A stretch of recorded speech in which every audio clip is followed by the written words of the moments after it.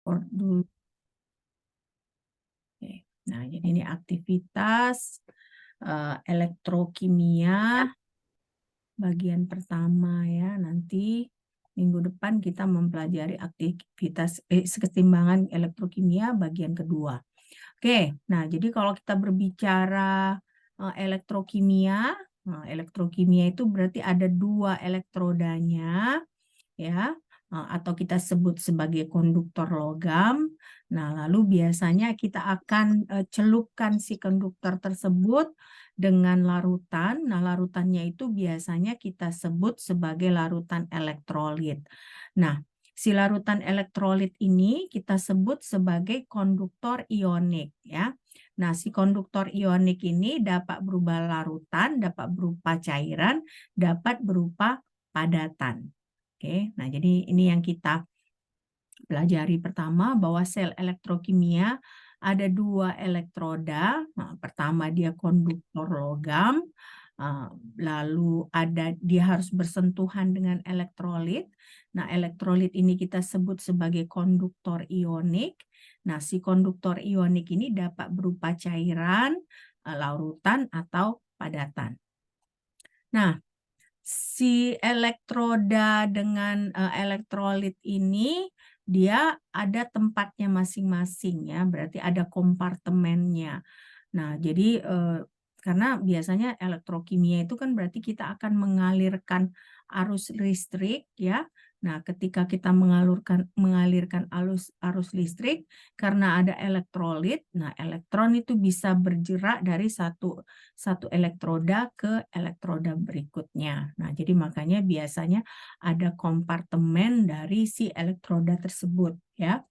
Nah, kita bisa lihat di sini ada beberapa jenis elektroda ya. Nah, lalu di sini ada reaksinya.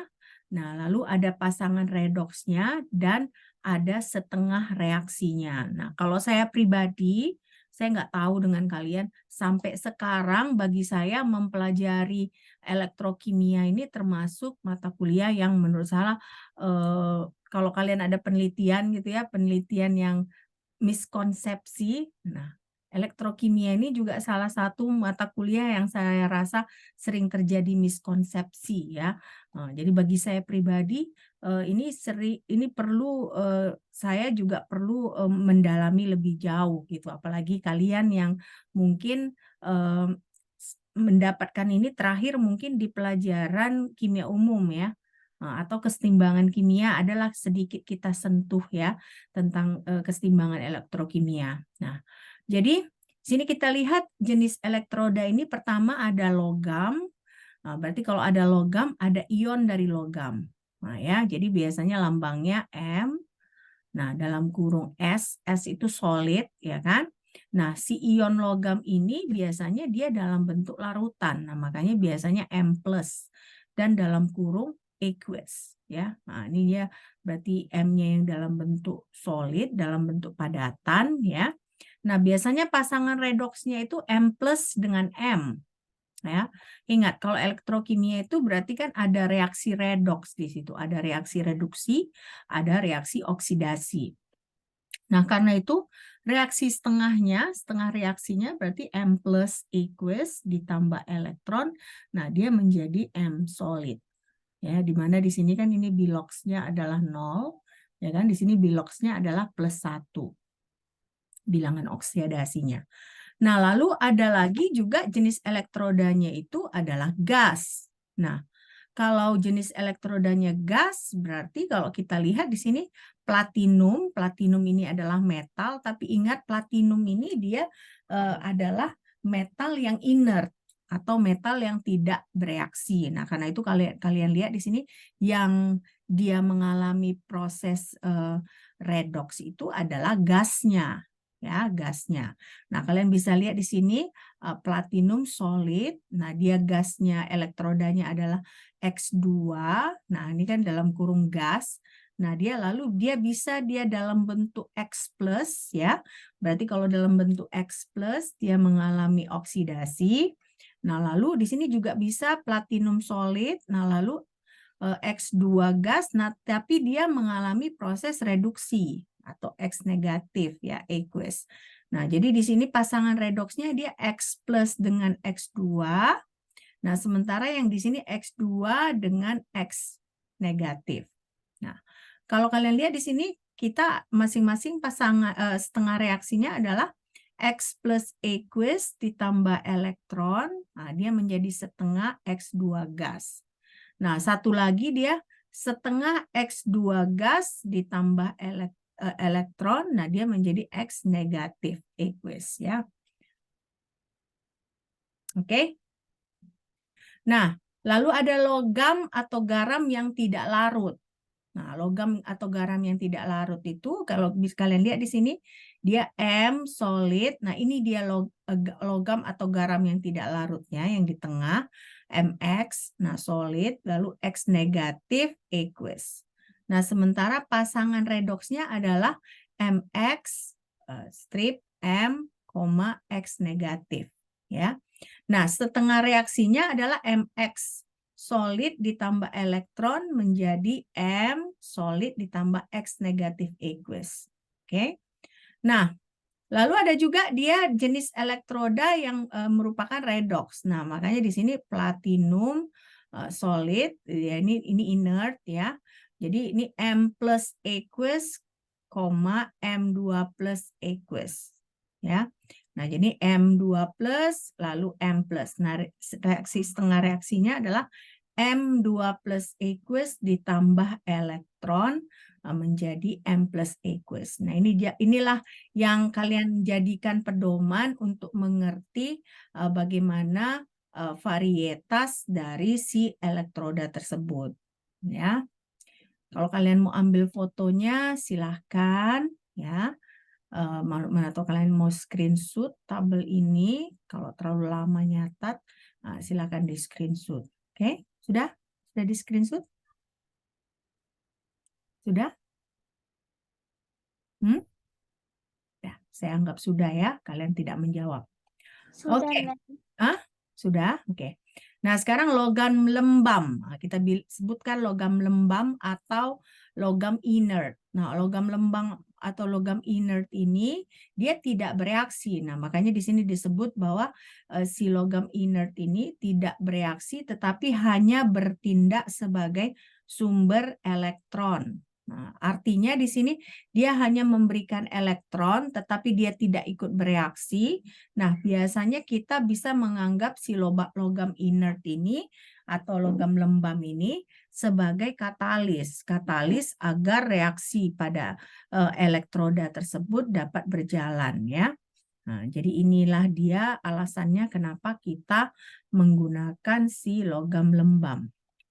Nah, lalu ada istilahnya jembatan garam. Ya, jembatan garam ini berarti menghubungkan dua elektroda. Nah, ingat kan tadi di awal, ya kan?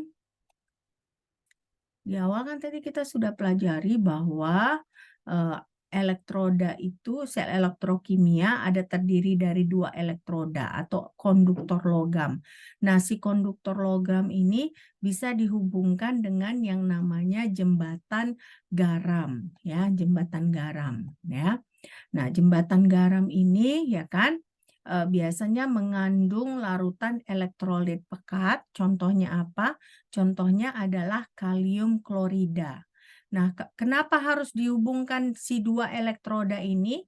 Si dua elektroda ini harus dihubungkan agar elektronnya itu bisa bergerak dari satu sisi ke sisi lain. Nah, itulah tujuan elektrolisis itu kan. Makanya nanti sistem dari si elektrokimia ini juga kita hubungkan dengan sumber arus gitu ya, sumber arus. Nah, sehingga antara dua elektroda ini ada perbedaan tegangan. Nah, karena ada perbedaan tegangan, nanti elektron bisa bergerak dari satu elektroda ke elektroda lain. Nah, proses pergerakannya itu bisa melalui si jembatan garam ini. Oke. Nah, ada dua jenis di sini sel. Pertama adalah sel galvanik, kedua adalah sel elektrolitik. Nah, kita mau lihat bagaimana karakteristik dari masing-masing sel. Nah, di sini untuk sel galvanik, kalau kalian lihat di sini listrik itu dihasilkan akibat dari reaksi yang spontan. Ya. Nah, sementara untuk sel elektrolitik, nah di situ reaksinya non spontan. Nah, karena non spontan, dia harus dibantu oleh sumber arus yang dari luar. Ya, sementara berarti kan sel galvanik ini dia tidak ada sumber dari luar pun, tapi karena si sel elektrokimia itu karena sistemnya seperti itu, mereka bisa menghasilkan listrik. Justru listrik dihasilkan dari reaksi yang spontan. Tapi kalau sel elektrolitik itu dia reaksinya non spontan, sehingga harus ada sumber arus yang dari luar. Oke. Nah, sekarang kita lihat oksidasi. Nah, ini pengulangan aja ya. Nah, kalian udah pelajari. Tapi nggak tahu kenapa menurut saya ini tetap aja harus kita ingatkan. Nah, kalau saya memang terus terangnya elektrokimia ini termasuk topik yang bagi saya topik yang termasuk sering membingungkan saya gitu. Nah, jadi makanya lebih bagus kita pelan-pelan mengerti terminologi dari si elektrokimia ini supaya nanti kita mengerjakan soalnya lebih mengerti gitu ya. Nah, jadi oksidasi di sini adalah pengurangan elektron dari suatu spesies.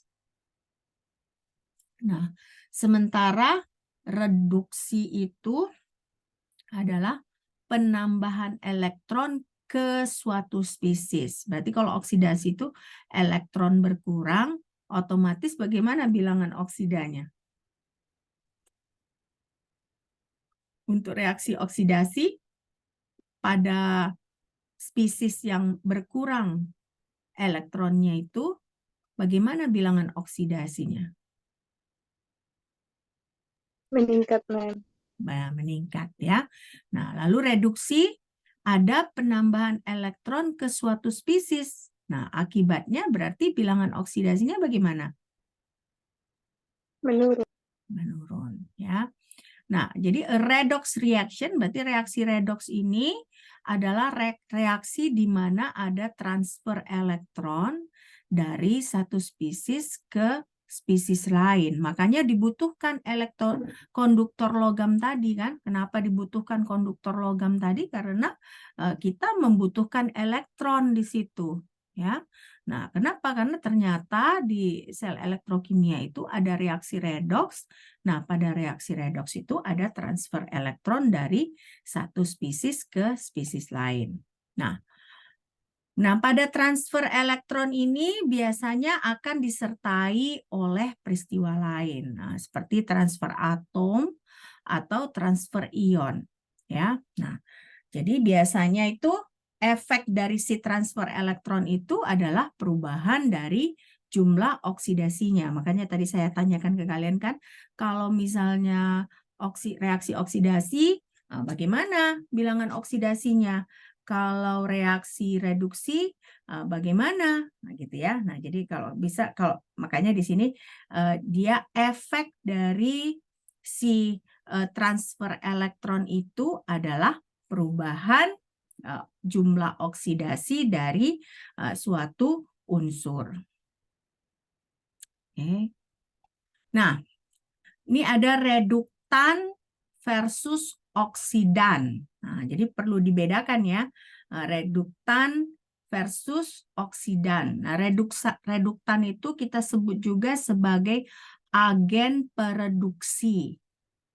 Nah, agen pereduksi ini dia merupakan donor elektron. Nah, sementara oksidan ini kita sebut sebagai agen pengoksidasi atau dia akseptor dari elektron. Ya, akseptor dari elektron. Oke.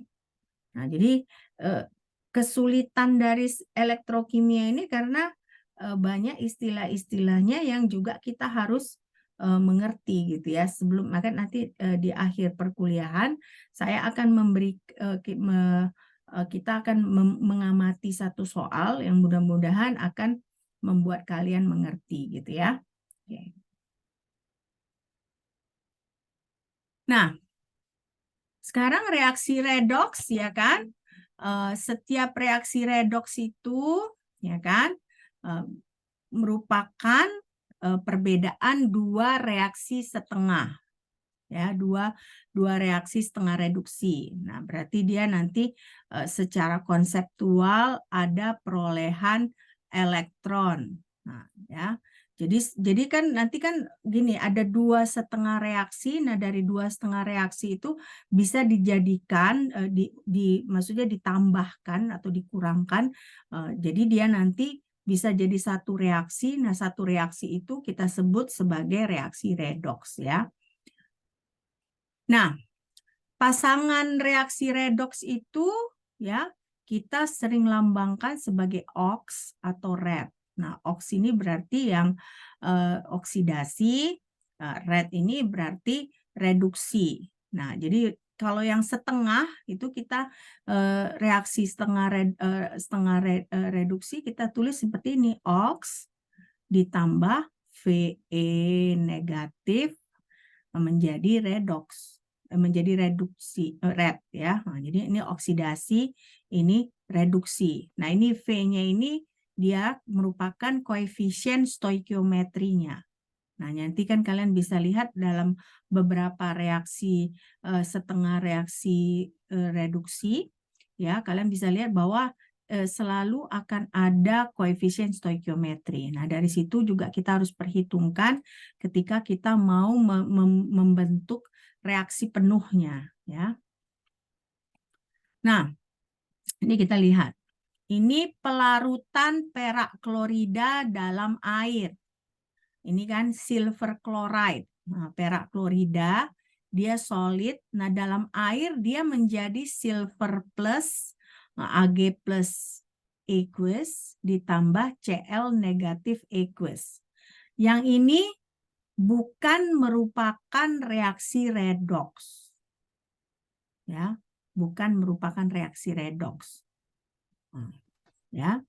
Nah, jadi kalau kalian lihat yang merupakan reaksi redoks itu yang bukan reaksi redoks. Nah, jadi yang merupakan reaksi redoks itu contohnya yang ini.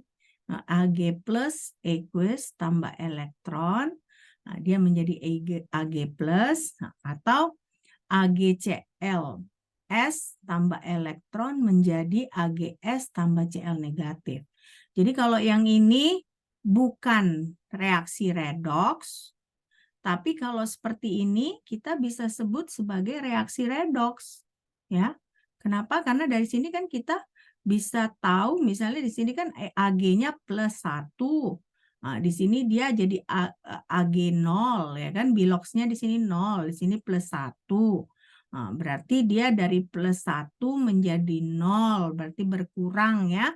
Nah, berarti ada proses reduksi. Nah, sementara di sini kan ya Ag plus ya berkurang ya, berkurang. Oke. Nah, jadi seperti inilah contoh reaksi redoks. Tapi kalau yang ini bukan reaksi redoks, ini disebut sebagai pelarutan perak klorida. Oke. Nah, sekarang berarti kalau seperti itu pasangan redoksnya bisa kita buat AgCl strip Ag dan Cl negatif. Ya. Dan jadi berarti ada Ag plus Ag. Nah, jadi kalau kalian lihat di sini kan pasangannya kan berarti AgCl nanti dilambangkan gitu ya, dilambangkan di notasi elektrokimianya berarti kalau yang ini AgCl strip Ag, Cl negatif. Nah, sementara yang ini Ag plus strip Ag ya. Nah, jadi ini lambangnya ya. Nah, nanti di situ kita berguna ketika kita mau menentukan yang mana kompartemen elektrodanya. Nah, jadi nanti kita mau menyelesaikan soal-soal elektrokimia, kita perlu memahami penulisan notasi yang seperti ini. Oke. Dari sini ada pertanyaan? Masih jelas? Masih jelas nggak? Hah? Mem. Masih ya, sejauh ini masih jelas ya. Oke. Nah, berarti ada namanya nanti Q. Q. Q ini adalah hasil bagi reaksi. Nah, hasil bagi reaksi. Nah, Q ini adalah sama dengan jumlah. Nah, ini jumlah ya, lambang jumlah J, nah, J, A, J pangkat VJ. Nah, J ini merupakan muatannya. V tadi apa? V merupakan koefisien stoikiometri. Ya. Nah, koefisien stoikiometri. Ya. Nah, jadi misalnya seperti ini ya. Kita punya reaksi oksigen, kita tambahkan 4H+, aqueous, oksigennya gas, kita tambahkan 4 elektron, nah, dia menjadi 2H2O dalam liter. Nah, jadi berarti Q-nya adalah A pangkat 2 dari H2O. Nah, H2O ini kan pangkat 2-nya. Ini kan tadi saya ingatkan si V ini adalah koefisien stoikiometri. Nah, dibagi A pangkat 4 dari H+ dikali ditambah harus enggak dikali ya, dikali A dari O2. O2-nya tidak kita pangkatkan karena ini enggak ada koefisien stoikiometrinya. Jadi setiap yang ada koefisien stoikiometri itu langsung dia dijadikan pangkat. Ya. Nah, ini kan dia ada 4. Nah, makanya ini A pangkat 4 di sini. Nah, ini H2O-nya dia pangkat 2. Nah, ini dia juga pangkat 2. Nah, atau di sini dia Q itu mendekati, ini kan nggak sama dengan, kalau ini kan sama dengan. Tapi ini dia mendekati P standar, ya, nah, dibagi dari A pangkat 4H+ dikali PO2. Ya.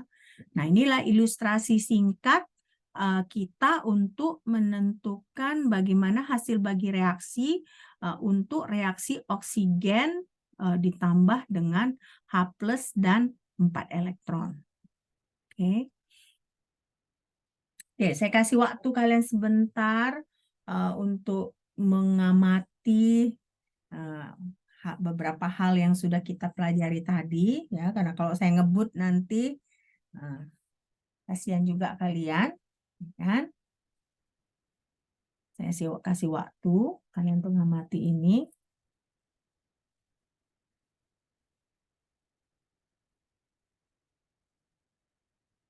Jadi memang sebenarnya ya kita mahasiswa kimia wajib bisa matematika.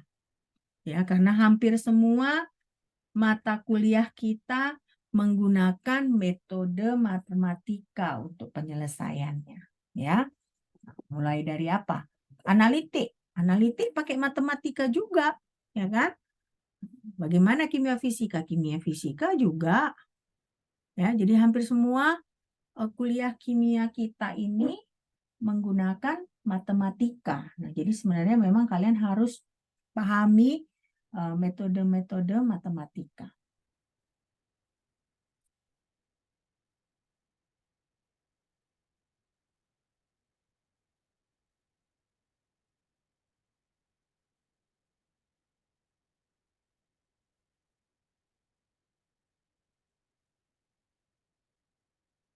Oke, ya. Nah, jadi sekarang ada larutan encer. Nah, lalu ada gas sempurna, ya. Nah, ini kan kalian lihat tadi kan dari persamaan ini, kenapa ada yang pakai A, kenapa ada yang pakai P? Nah, kita bertanya-tanya tentunya ya. Nah, kan ini dia pakai aktivitas, ya kan? Berarti ini A ini aktivitas. Nah, tapi si oksigen ini dia pakai P, tekanan berarti ya. Kenapa begitu? Karena si oksigen di sini kita anggap sebagai gas sempurna. ya, sebagai gas sempurna. Nah, karena itu berarti A oksigen itu sama dengan P oksigen dibagi dengan P standar. Nah, jadi kalau kita masukkan ini ke persamaan yang ini, nah, kita dapat akhirnya yang P standar dibagi A pangkat 4 dari H plus dibagi, bentar ya, dibagi dengan dikali PO2. Sebentar ya.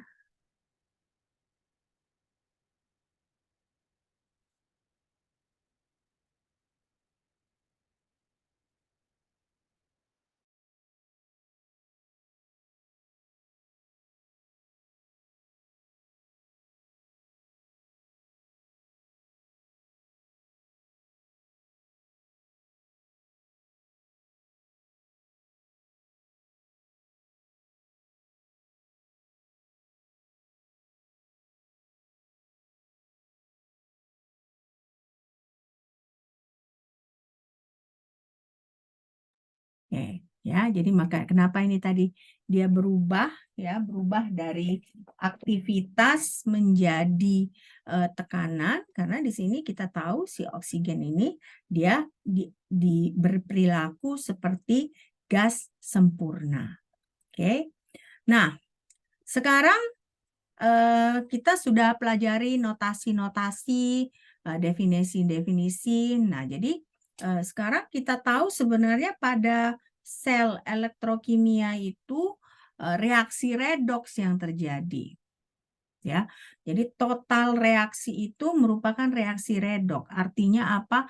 Artinya ada reaksi reduksi, ada reaksi oksidasi. Nah, jadi berarti pada satu sisi elektroda reaksi oksidasi terjadi, pada elektroda yang lain reaksi reduksi yang terjadi. Nah, jadi itulah totalnya. Makanya kita sebut selalu pada satu elektroda itu setengah reaksi. Nah, jadi satu elektroda, misalnya elektroda kanan setengah reaksi, elektroda kiri setengah reaksi. Nah, akhirnya untuk reaksi total kita harus jumlahkan si reaksi setengah tersebut. Nah, sekarang berarti kalau misalnya kita mau mengamati, berarti elektron dilepaskan dalam oksidasi. Nah, inilah setengah reaksi yang pertama. Jadi red 1 dia menjadi OX1 ditambah V elektron pada satu elektroda. Nah, jadi ini V sekali lagi merupakan koefisien stoikiometrinya. Nah, lalu kan kalian tahu sebenarnya dia dua elektroda ini kan dikoneksikan dia. Nah, jadi makanya ada sirkuit eksternalnya, ya. Nah, sirkuit eksternalnya. Nah, lalu berarti pada reaksi reduksi itu ya ini kan pada bagian yang pertama. Nah, pada bagian yang kedua ya ada terjadi pengurangan ya. Nah, ini OX2 sorry ya. Jadi OX2 ditambah V elektron dia menjadi red 2 di mana ox ini oksidasi, red ini reduksi. Nah, di sini berarti oksidasi jadi pada elektroda di mana oksidasi terjadi kita sebut sebagai anoda. Ya. Jadi oksidasi kita sebut anoda, ya. Reduksi kita sebut katoda. Nah, dulu kan zaman kita SMA ya, kalian tentunya ingat itu sebenarnya ada cara menghafalnya ya. Nah, kan tapi saya nggak ingat lagi bagaimana cara menghafalnya. Jadi ingat aja bahwa elektroda di mana oksidasi tersebut di mana oksidasi terjadi, nah, kita sebut sebagai anoda. Nah, sementara elektroda di mana reduksi terjadi, kita sebut sebagai katoda. Oke.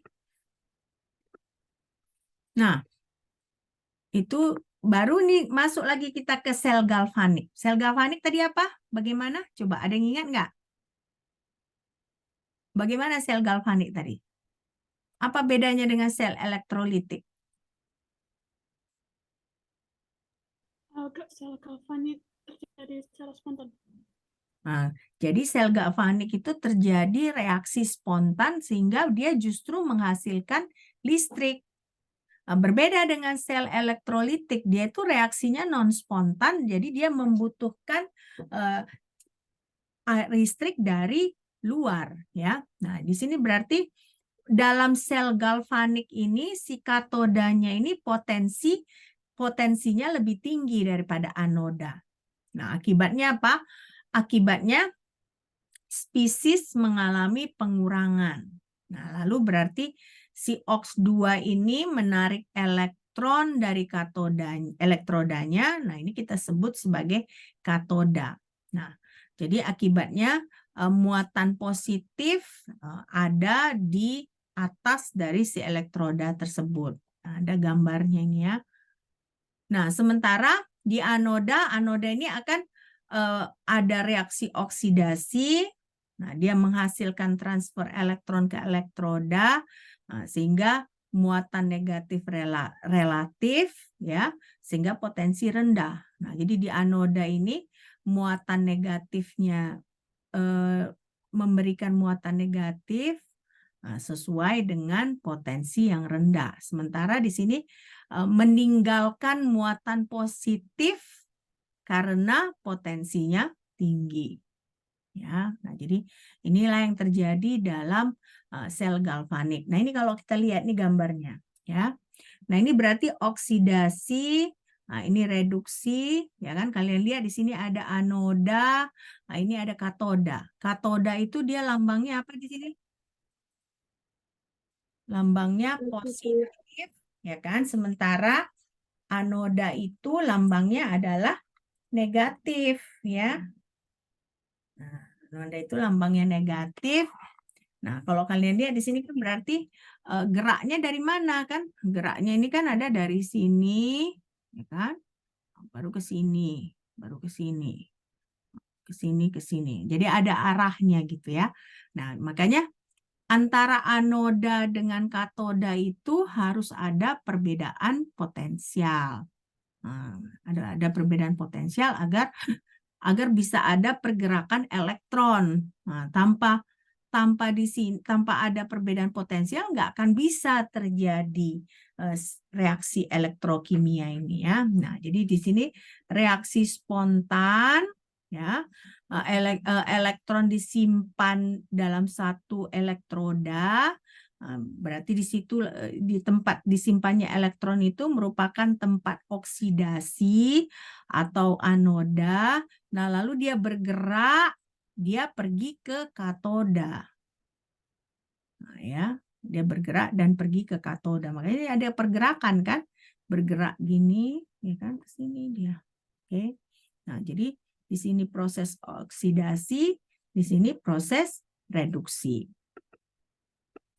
Nah, lalu kita harus ada beberapa definisi tanda. Nah, tanda positif ini katoda. Kenapa? Karena di sini kita menunjukkan bahwa tempat elektron memasuki sel. Nah, jadi dari gambar ini pun kan kelihatan bahwa si elektron ini masuk ke sini. Makanya tandanya positif. Kalau tanda negatif kan membal kan? Kalau masuk gini elektron membal dia. Jadi harus tandanya positif baru elektron bisa masuk. Nah, ya, jadi makanya di sini tanda positif itu katoda. Nah, sementara tanda negatif ini adalah anoda. Kenapa? Karena anoda itu si elektron meninggalkan sel. Nah, ini kan lambangnya pun dia menjauhi. Tanda panahnya itu kan dia menjauhi dari si elektrodanya. Nah, makanya kita sebut di sini anodanya negatif karena si elektron meninggalkan elektroda. Nah, ini ada sel Daniell namanya, sel Daniell. Kalau tadi kan sel galvanik. Nah, sekarang ini sel Daniell. Nah, sel Daniell ini kita tidak ada lihat istilah katoda anoda di sini ya. Yang kita lihat apa? Yang kita lihat ada dua memang elektroda, ya kan? Satu dia elektroda copper, tembaga, satu elektroda zinc atau seng. Nah, ini elektroda seng, ini elektroda couple. Nah, elektron dari mana? Tapi tetap walaupun kita nggak sebut ada katoda dan anoda di sini, dia tetap ada tandanya. Jadi si copper ini kita tandai sebagai positif, berarti elektron akan pergi ke si copper. Nah, sementara si seng ini kita tandai negatif, ya, negatif ya.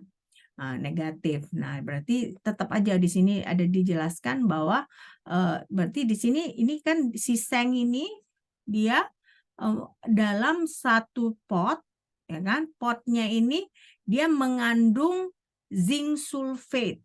Nah, jadi dia ada elektrodanya dalam bentuk padatan, tetapi dia dicelupkan ke larutan elektrolit. Nah, si larutan elektrolit ini pada bagian yang negatif ini kita sebut sebagai zinc sulfate. Nah, sementara si copper ini juga kita celupkan ke dalam suatu larutan, tapi larutannya ini adalah larutan copper sulfate. Nah, copper sulfate. Jadi ini CuSO4 larutannya ini. Yang ini larutannya adalah ZnSO4. Nah, ini sel Daniell. Nah, sekarang kita masuk ke varietas sel. Sel, ya. Nah, jadi kalau misalnya yang sederhana tadi, yang tadi sel galvanik tadi ya, gambar 1 ya. Nah, tapi kalau misalnya sel Daniell ini, kalau kalian lihat, dia ada uniknya karena dia ada dua larutan ya, ada dua larutan. Ada copper sulfate, ada lagi namanya si larutan zinc sulfate ya. Nah, jadi ada larutan copper sulfate, ada larutan zinc sulfate. Nah, itu bedanya. Jadi lebih kompleks sel Daniell dibandingkan dengan sel galvanik tadi. Nah, pada sel Daniell tentunya harus ada pasangan redoks ya. Pasangan redoksnya adalah Cu2+ dengan Cu dan satu lagi adalah Zn2+ dan Zn. Ya. Nah, jadi makanya dia harus ada dua jenis larutan ya. Nah, karena larutan inilah sumber dari Cu2+. Nah, larutan yang di sini sumber dari Zn2+. Nah, sementara Zn-nya sendiri adalah si elektroda logam ini. Nah, copper-nya juga adalah elektroda logamnya. Oke. Nah, jadi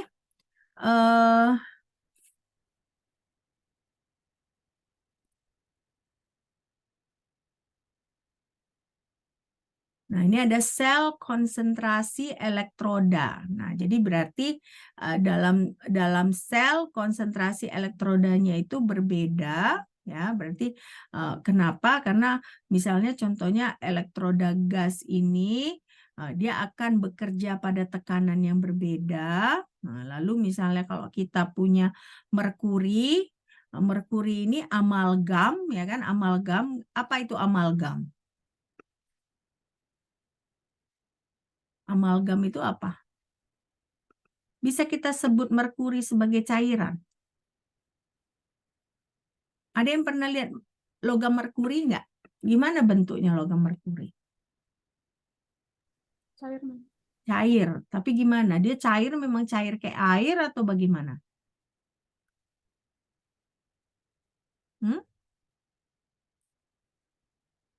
Dia cair tapi bukan cair kayak air ya. Justru kalau kita letakkan di permukaan itu dia bisa menggelinding kayak bola gitu ya.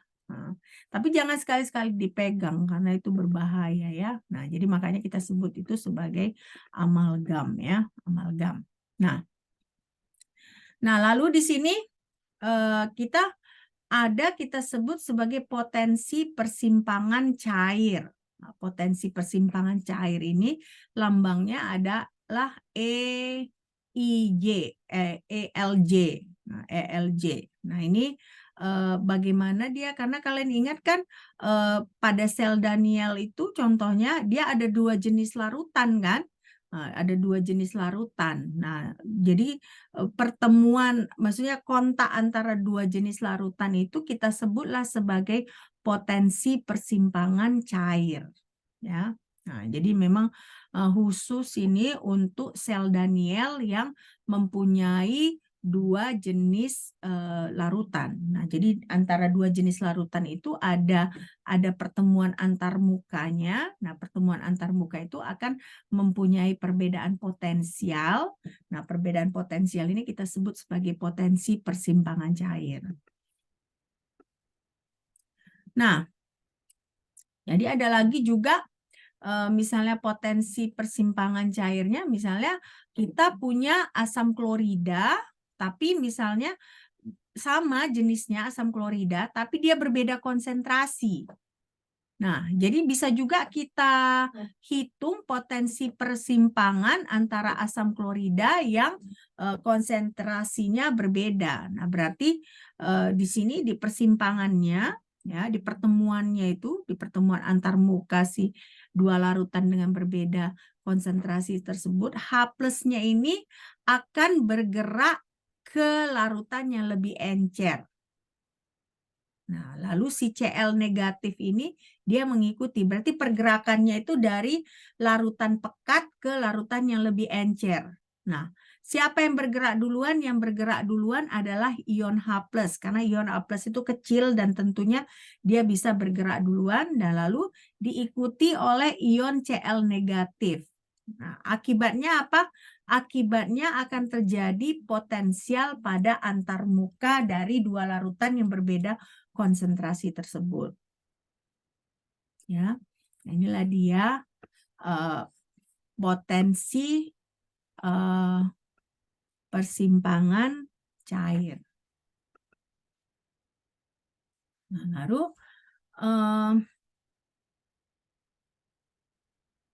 lalu kan tadi bergerak ya H+, Cl negatif. Nah, lalu kemudian ada perbedaan potensi, ya kan? Awalnya kan lambat si Cl negatifnya, awalnya lambat, dan lama-lama si tiap ion itu berdifusi pada kecepatan yang sama, ya, pada kecepatan yang sama. Oke. Nah, itulah dia proses dari potensi persimpangan cair. Nah, kalau jembatan garam, ya kan, jembatan garam. Nah, jembatan garam ini persimpangan cairnya itu biasanya ada perbedaan antara 1 sampai 2 milivolt.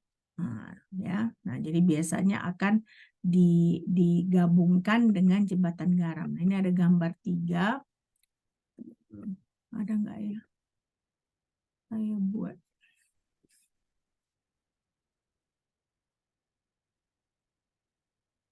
Ini jembatan garam ya. Nah, ini jembatan garam, kalau kalian lihat kan, ini ada, jadi kalau misalnya yang seperti, kalau jembatan garam, kalau sel elektrokimia yang ada jembatan garam, ada 2 kompartemennya, terpisah dia ya. Nah, tapi antara 2 kompartemen ini disatukan oleh jembatan garam ya. Nah, di sini dia elektroda copper, didiami oleh larutan elektrolit CuSO4. Nah, lalu di sini ada zinc, lalu ini zinc SO4, dia digabungkan dengan jembatan garam. Nah, biasa jembatan garam ini yang terbalik. Nah, berarti antara 2 cairan ini ada namanya potensi persimpangan cair. Ya, potensi persimpangan cair. Nah, jadi itulah artinya persimpangan cair itu. Jadi ada 2 cairan yang dia bisa 2 jenis seperti ini, ya, tapi dihubungkan oleh suatu jembatan, ya, dalam hal ini jembatan garam, atau sama jenisnya HCl tetapi berbeda konsentrasi, ya, berbeda konsentrasi. Oke. Nah, sekarang kita masuk ke notasi lagi, notasi. Nah, jadi elektrokimia, sel elektrokimia ini ada beberapa notasi ya. Yang pertama itu adalah yang ini, garis gini. Nah, garis ini kita sebut antarmuka, antar komponen atau fase. Ya, garis itu antarmuka, antar komponen atau fase. Nah, sementara kalau titik 3 kita sebut sebagai persimpangan cair. Nah, tapi kalau misalnya garis 2 gini, ya kan? Kita sebut antar muka yang diasumsikan bahwa potensi persimpangannya telah dihilangkan. Ya, coba kalian nanti ada contoh soal yang kalian harus mengerti ketika menggunakan ini gitu ya, coba.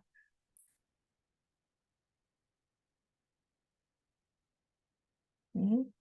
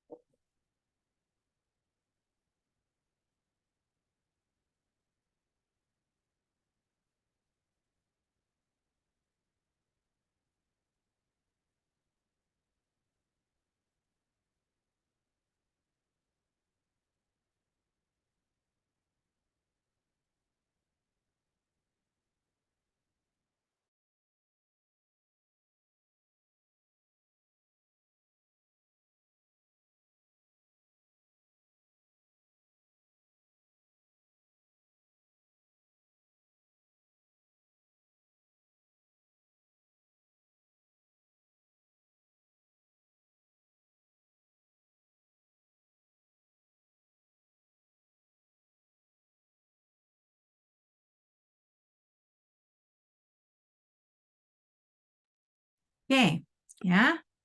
Nah, jadi contohnya seperti ini. Kalian lihat di sini. Platinum, nah, berarti ini antar muka dengan gas hidrogen, antar muka dengan HCl, lalu antar muka dengan AgCl, lalu antar muka dengan silver solid. Nah, bedakan dengan ini, ya kan? Yang ini antar muka, tetapi ini dia apa tadi? Saya lupa. Tanda 3 ini adalah persimpangan cair. Nah, berarti antara ini dengan ini, dia merupakan persimpangan cair. Nah, kalau ini dia antar muka, tapi dipisahkan oleh potensi yang sudah dihilangkan. Nah, asumsi potensi persimpangan yang telah dihilangkan. Nah, jadi berarti ini setengah reaksinya, ini setengah reaksinya. Nah, ini juga gitu, ini setengah reaksi, ini setengah reaksi. Nah, ini setengah reaksinya yang ini dengan yang ini. Yang ini kan dia tidak ikut dalam reaksi. Platinum tidak ikut dalam reaksi. Karena dia merupakan logam inert. Jadi yang masuk dalam setengah reaksi itu hanya H2 gas dengan HCl, dan AgCl dan Ag. Nah, jadi ini platinum itu dia hanya sebagai logam inertnya. Oke. Oke. Nah, contohnya ini ada potensial sambungan cair dieliminasi. Nah, ini lagi. Berarti dia contohnya seperti ini. Platinum, antar muka, H2, gas, HCl. Baru di sini HCl-nya kalau kalian aqueous B1, ya. Baru di sini ada ini. Yang potensial sambungan yang sudah dihilangkan. Asumsi potensialnya dihilangkan. Lalu HCl, aqueous, B2, nah H2 gas, lalu di sini ada platinum lagi. Nah, jadi ada 2 elektrodanya di sini. Di sini elektroda, nah di sini elektroda. Tapi nanti dalam reaksi, ketika kalian men-setup reaksi, kalian tidak mengikutkan platinum. Nah, kenapa? Karena si platinumnya itu merupakan logam inert, ya. Oke. Nah, saya rasa kita coba mengerjakan soal dulu. Karena kalau saya rasa saya ngomong terus tanpa kalian mengerjakan soal, nah nggak akan ada gunanya ya. Kita coba mengerjakan soal. Paling tidak kalian mengerti bagaimana men-setup setengah reaksinya. Ya, coba. Oke. Kita masih ada waktu setengah jaman ya. Salah ini saya.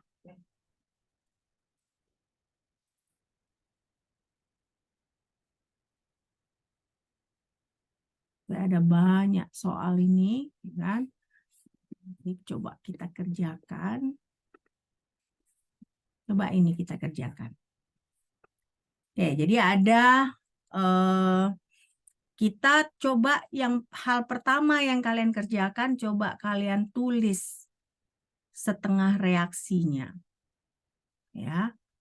Lalu setelah kalian tulis setengah reaksinya, hitung potensial standar dari masing-masing sel. Nah, coba I dulu yang kalian kerjakan, I. Nah, I itu kan dia ada platinum, ya kan?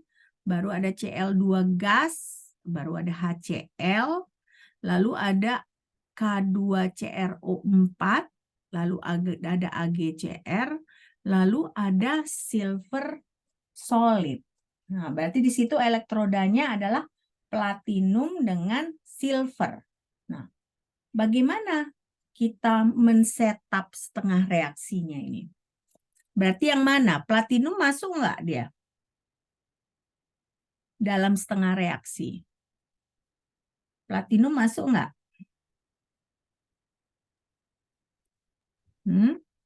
Masuk, Ma'am. Masuk platinum dalam setengah reaksi.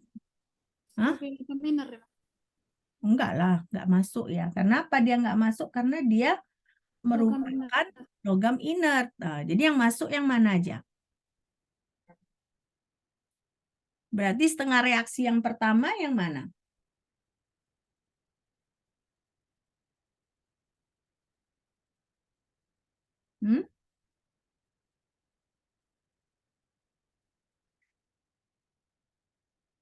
Ini ada AgCr.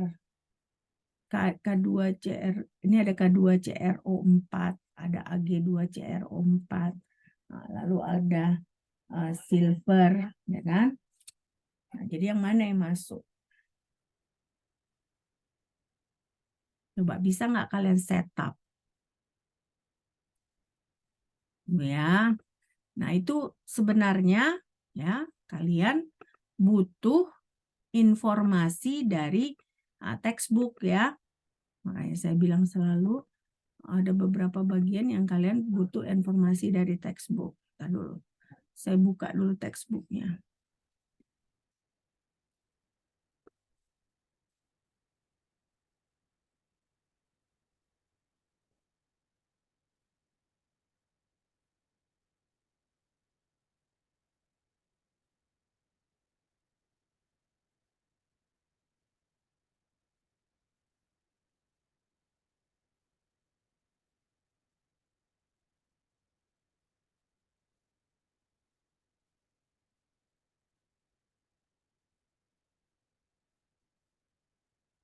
Nanti saya bakal kopikan, maksudnya saya bakal berikan ke kalian. Nah, jadi kalian pastikan kalian bawa ke ujian nanti sebagai bahan kalian, membantu kalian untuk mengerjakan soal-soal seperti ini gitu ya. Nah, saya tunjukkan resources-nya seperti apa gitu.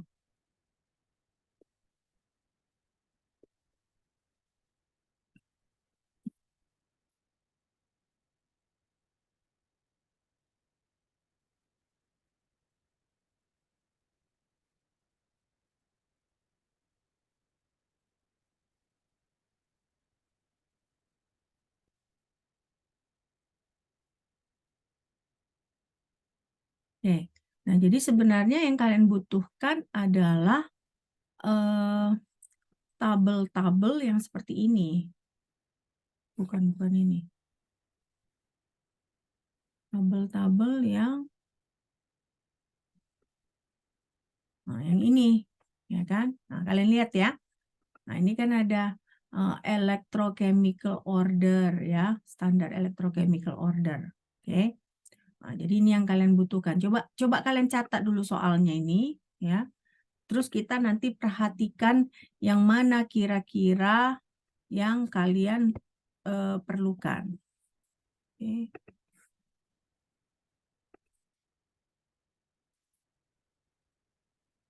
Bentar ya.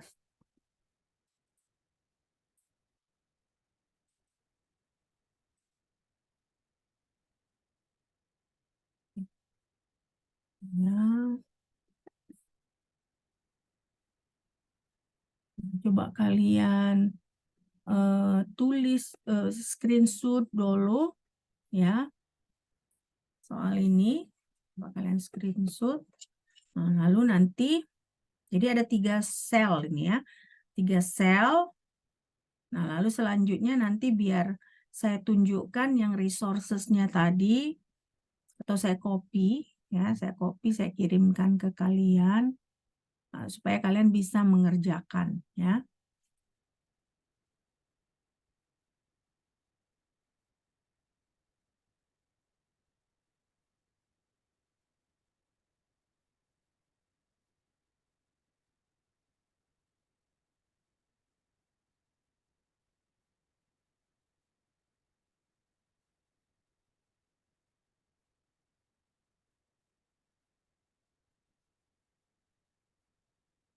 Udah kalian iniin? Udah? Udah belum? Sudah, Mem. Ya, biar saya coba saya kopikan ya.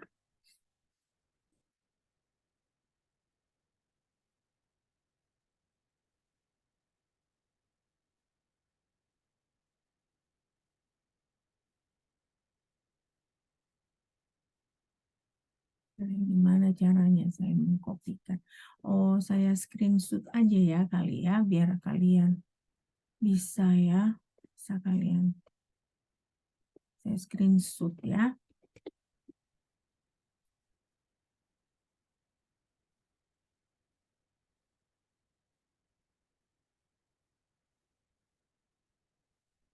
Mudah-mudahan kelihatan ya. Oke.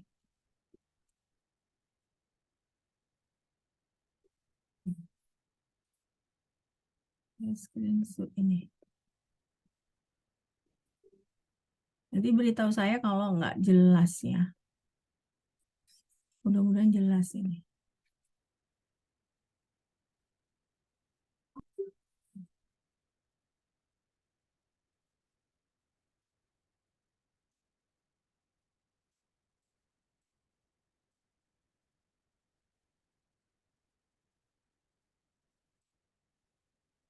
Oke. Sudah nyampe di kalian? Sudah belum? Sudah, Mem.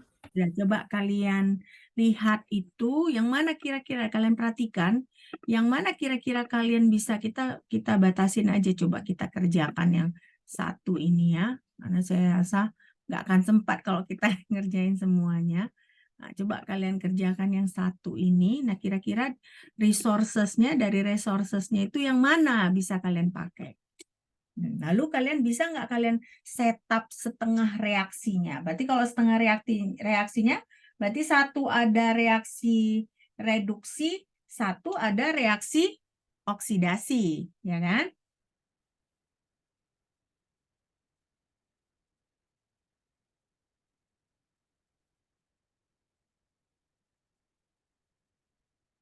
Yang mana dari bisa kebaca kan? Bisa kebaca nggak hasil screenshotannya? Bisa, Mem. Bisa ya? Oke, bisa kebaca. Nah, dari situ kira-kira yang mana yang bisa kalian dapatkan? Berarti kan kalian cari yang ada CR2O4, ada CRO4-nya. Nah, cari lagi yang ada Cl dengan Cl negatif. Nah, jadi yang pasti kan satu itu dia Cl2 menjadi Cl negatif. Benar nggak? Ya kan? Satu ini dia Cl2 menjadi Cl negatif. Satu lagi berarti Ag2CrO4 dia menjadi Ag. Nah, ada nggak di situ yang dari resources itu reaksi seperti itu? Nah, lalu coba kalian setup setengah reaksinya. Ya, ada ketemu?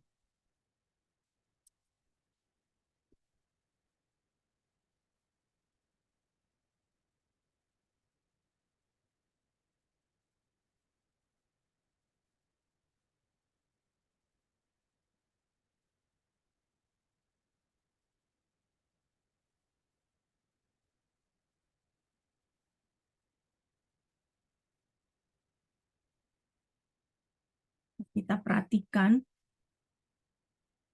ini.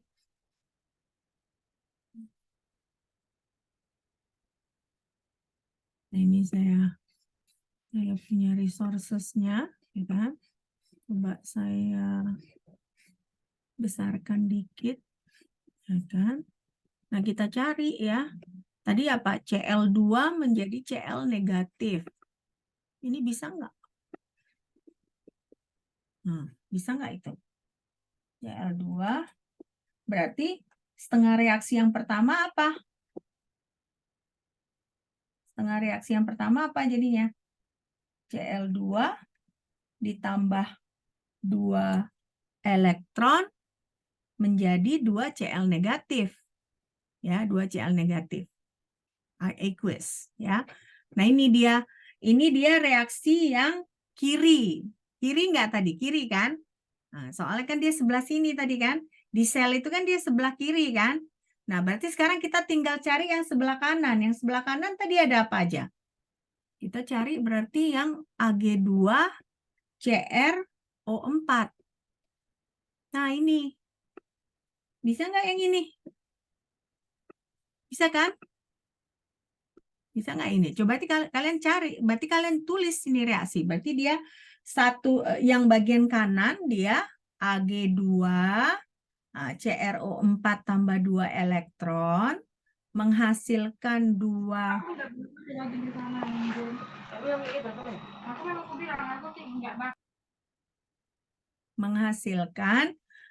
Ag tambah CrO4 2 negatif di mana E-nya ya kan potensial kanannya adalah positif 0,45.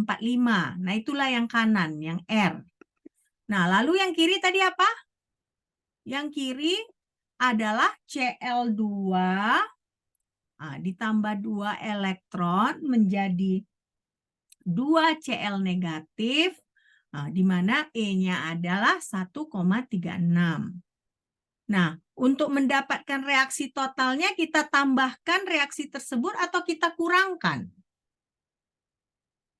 Kurang, Mem. Kurangkan ya, karena masing-masing dia plus 2 elektron, plus 2 elektron. Jadi kita mau menghilangkan si 2 elektron itu, caranya bagaimana kita kurangkan? Nah, kalau kita kurangkan, apa reaksi totalnya jadinya?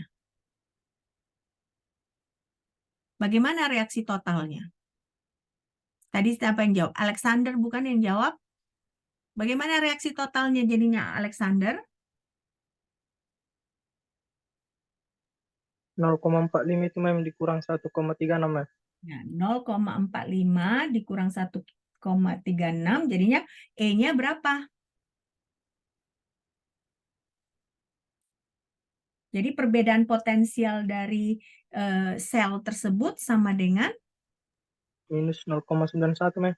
minus 0,91. Nah, lalu reaksi keseluruhannya bagaimana? Reaksi keseluruhannya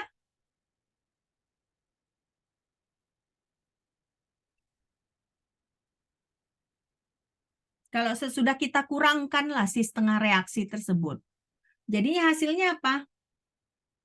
Ag2 CrO4 solid ditambah 2 Cl negatif aqueous menghasilkan 2 silver solid ditambah Cl2 gas, nah, baru ditambah CrO4 2 negatif aqueous. Oke. Sekarang kalian sudah mulai mengerti belum setupnya? Sudah mulai mengerti belum? Jadi pasti kalian membutuhkan resource section-nya itu untuk menyelesaikan problem seperti itu. Atau satu lagi kita coba ya. Gimana? Satu lagi? Bapaknya. Coba saya tunjukkan aja lah dulu ya. Saya tunjukkan dulu caranya. Nah, ini kan kalian tadi udah kalian tulis kan nih soalnya tadi kan? Nah, lalu kan tadi masing-masing dari resource section-nya itu kita dapat sebelah kanan R itu adalah Ag2CrO4 solid tambah 2 elektron menghasilkan 2 AgS tambah CrO4 2 negatif. E-nya ini adalah positif 0,45 potensial kanan. Lalu yang kiri dia adalah Cl2 gas tambah 2 elektron menghasilkan 2 Cl negatif aqueous. Sementara potensialnya adalah positif 1,36 volt. Nah, nanti bagi kalian yang masih bingung, dari mana kita dapatkan ini? Dari yang tadi saya kirim tadi, screenshot-nya tadi, ya. Nah, lalu bagaimana reaksi totalnya? Berarti reaksi totalnya kan kita harus hilangkan si E ini kan. Bagaimana menghilangkan E?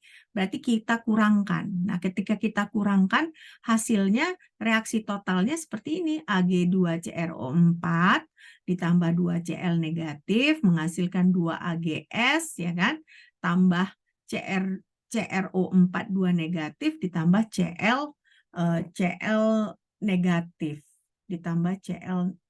Tunggu dulu, saya salah ini kayaknya ya. Ya, benar, Cl negatif, Cl2. Oke. Nah, jadi berarti potensialnya itu berarti 0,45 dikurang 1,36 atau negatif 0,91. Oke. Nah, saya rasa kalian mungkin mau sholat ini ya untuk yang muslim. Coba kalian catat yang ini. Ingatkan saya awal perkuliahan minggu depan, coba kita kerjakan satu soal lagi biar kalian mengerti. Ya, oke? Sampai di sini ada pertanyaan? Ada pertanyaan? Nah, makanya saya bilang, kalau kalian melakukan penelitian pendidikan, penelitian tindakan kelas, salah satu mata kuliah yang sering terjadi miskonsepsi ya adalah mata kuliah elektrokimia. Ya, banyak sekali kan tadi notasi-notasi yang harus kalian mengerti, ya kan? Belum lagi mengerjakan soalnya, kalian harus melihat resource section, ya. Tapi nggak apa-apa. Tapi itulah bagian kita belajar. Oke? Kalau tidak ada pertanyaan, saya rasa kita akhiri saja di sini. Minggu depan, ingatkan saya untuk kita mengerjakan satu lagi soal seperti itu, supaya kalian semakin mengerti. Oke?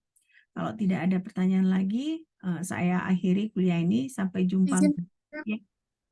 Kenapa Adelina? atas nama Adelina tadi hadir, Mem. Tapi saya panggil tadi kamu nggak ada. Tadi jaringannya rusak, Mem. Jaringannya rusak. Oke. Iya, jaringan wifi-nya tadi lelet, Mem. Kalau nggak tadi saya panggilnya kalian semua. Oke. Ya, itu aja. Izin, Mem. Siapa lagi? Tawarina. Kamelia juga hadir. Siapa? Kamelia, Mem. Lalu Izin, Mem. Putri hadir, Mem. Putri nggak hadir. Putri hadir, Mem. Oke. Lalu Tawarina, Mem. Tawarina hadir. Tadi saya Iya, panggil loh. 2 kali. Iya, saya lagi di kampung, Mem. Jadi jaringannya lagi nggak bagus, Mem. Oke. Nah, ini Nurlianti. Enggak ya? Oke, ya udah.